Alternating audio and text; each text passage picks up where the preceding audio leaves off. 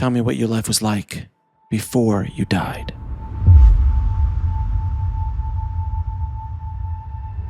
I went down. Horses are very unpredictable.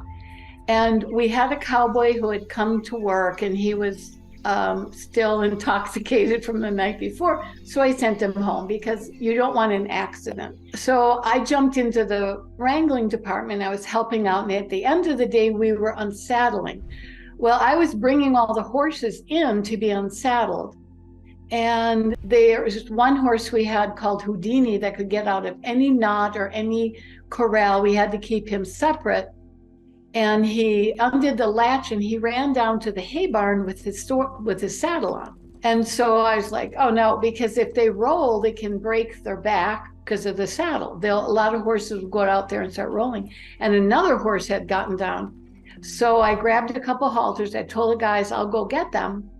And I started going down. And I saw that they were standing right next to each other. And I thought, oh, that's terrific. I'll just go in between. I'll get them both at one shot, because they are like, they're like glued into each other eating, and they're ignoring me. And I'm trying to poke my way through. And so finally, I was at a point where I turned around and I grabbed the backs of the saddles, and I was trying to push my way through between them. And all of a sudden, I left my body. And if you had said to me right then, what is this? I would have said, it's my mind, is leaving, it was as if I went back 15 feet or so, and I was watching what happened. And I was like really shocked. I was so shocked, I couldn't even think, it was just watching. And then all of a sudden, one of the horses screamed and started running. And I had been turned around, and I watched what happened,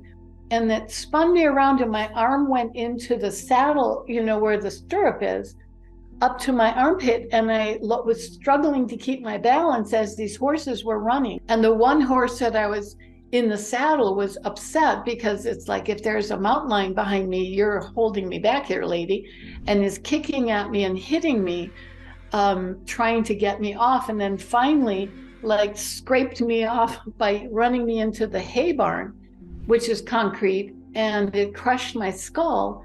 And I watched myself drop, I was still stuck in the stirrup for another step or two. And then it was really interesting, because as I watched, it wasn't that difficult to watch. It was almost like watching you take off a jacket and throw it on the bed. You're done with it. There was a certainty that this is no big deal. You're just choosing to let go of your body in that way. And I remember thinking, I wonder if everyone leaves their body, because the one thing I knew was that I was dead. I knew it was not a dream. I knew it was not going to be, I was unconscious. I knew that I was dead. It was a certainty, like I'm talking to you. And the other thing, I started laughing, because I didn't feel anything of the distress. My body fought and screamed in pain and terror. If somebody had witnessed that, they would have said, oh my God, she suffered horribly. And yet I didn't. I didn't suffer at all, because I didn't kind of know what was, I was watching it, and I felt this peacefulness and this kind of I don't know if you would call it wisdom, to know that I was okay. The body wasn't, and I'm not the body at that moment. And then I started I felt lighter. It's almost like cells separated, and this beautiful little breeze was going through. And I felt very light, and I felt so much joy in all my senses. It's almost like I felt twice as alive as I did when I was in a body, because all my senses were completely awakened. Like, I'm looking at you, and if you notice, as you get on your peripheral vision a little further, it gets blurry. Well, it wasn't blurry, it was all sharp. And I could hear so many sounds that would have been faint, where I could hear them. I knew what they were, the birds or the lizards crawling around. You could hear them scrabbling along. And the colors, the smells, and everything was beautiful. It wasn't, like I was being overloaded with information. It was just like really looking at everything in a way I had never even seen it. As much as I loved the ranch and I loved the horses and I loved nature, it was even more beautiful that way. And I just had to kind of try to adjust to that because I felt like really electric and everything was in my brain or my consciousness was moving very quickly, but I was right in step with it. I didn't see 360, but my peripheral vision was much wider, was more than 180. Well, I saw down at the very bottom of the field at the horse pen, the last two rides coming in. They were the fast rides. And I felt such nostalgia because I used to bring the rides in, you bring them in, but then everyone saw me and they raced over. And it's hard to explain how you move because it's not like linear walking like this. It's just I look someplace and I'm there. So they were all clustered around the body, and then I was there right next to them. And they were turning me over, and this one man started doing CPR on me, and another man jumped off his horse and they were helping them, and the cowboys were taking the horses away, but the people had stayed because the guests all knew who I was. The one thing about this ranch is people, like 70% of the people that go back. So it's like a big family every week. So they all knew me. And they tried to resuscitate me, and I'm like, no, I'm fine. Don't do it, because I liked where I was. And then, but everything now, I've heard some people talk about a tunnel of light where they're going up, and I felt like I was above the ground, but it's almost as if everything started changing around me, like Tucson started fading out, and the upstairs faded in. And I felt like things were moving, and there were these three beings that looked like bright light that were kind of going around me, almost like to keep me from whatever, I don't even know, getting bumped or something. And then finally, this other world, which is like a beautiful forest with vines and a stream in it and all that, just kind of started coming into view. And that's when I had completed my transition upstairs, is what I called it. I was groggy, was as alert as I was on Earth. At this vibration, I guess, I was very groggy when I first got there. I think the first thing that really hit me was that I could feel no fear. It's as if all that fight or flight or freeze reflex that we have in our DNA, in our very core animal brain, was gone. And everything was so beautiful.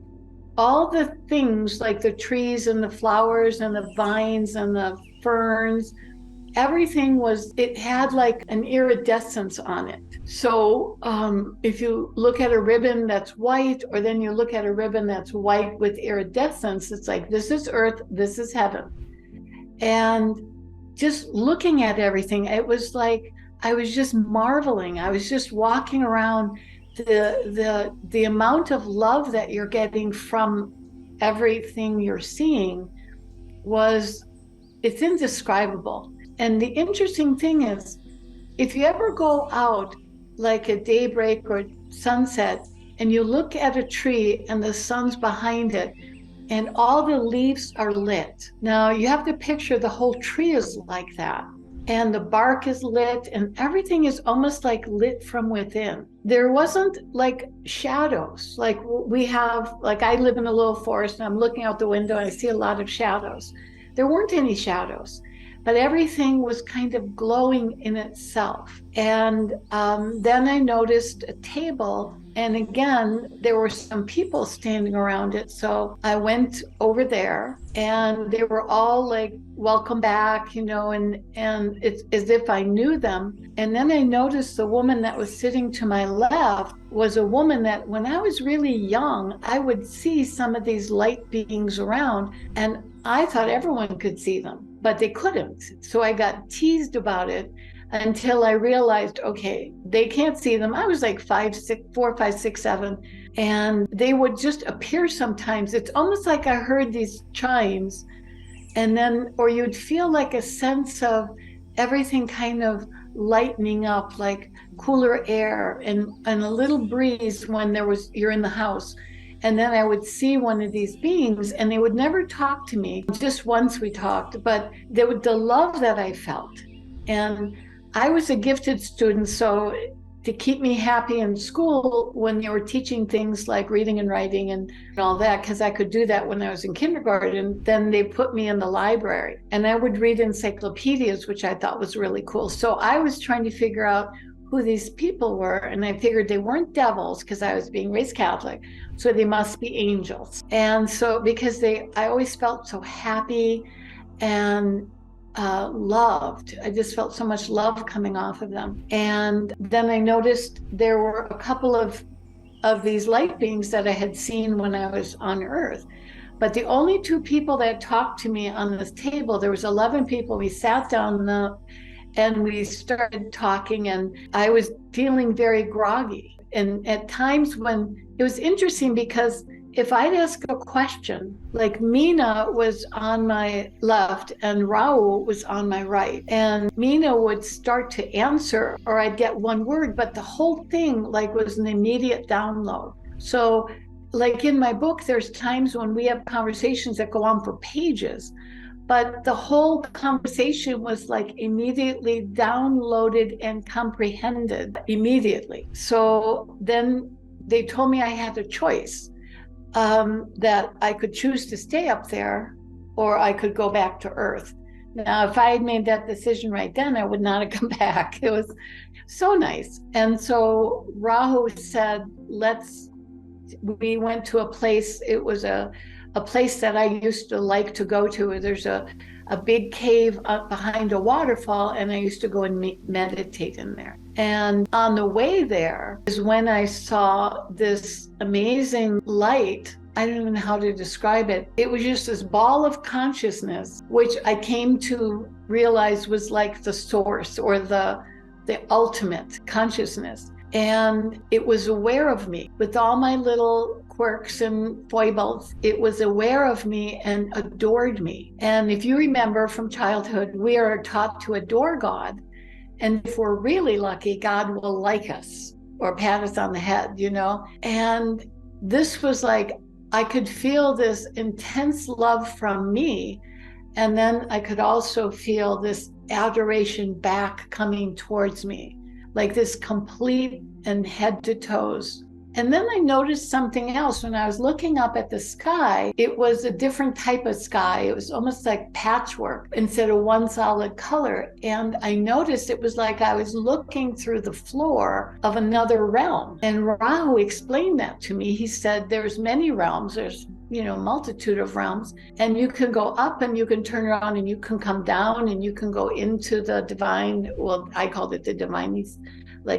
He can go all the way up to the top and come back again. So, this is a problem because some of the times I asked a question upstairs and they answered me, it made perfect sense. And then when I came back to Earth, I'm like, what did they mean by that? It's like my brain is back in gear in the human body. I'm like, I should have taken notes or something, One of the biggest lessons I think that I heard was the fact that it's not going to be like one person being able to change the course of history anymore. There's too many people. But the more that we link arms and work together, which is so nice when you see people of different religions putting down the swords and the guns and saying, we all love God in our different ways, and the respect that goes in to people that realize these are things that are not worth dying over.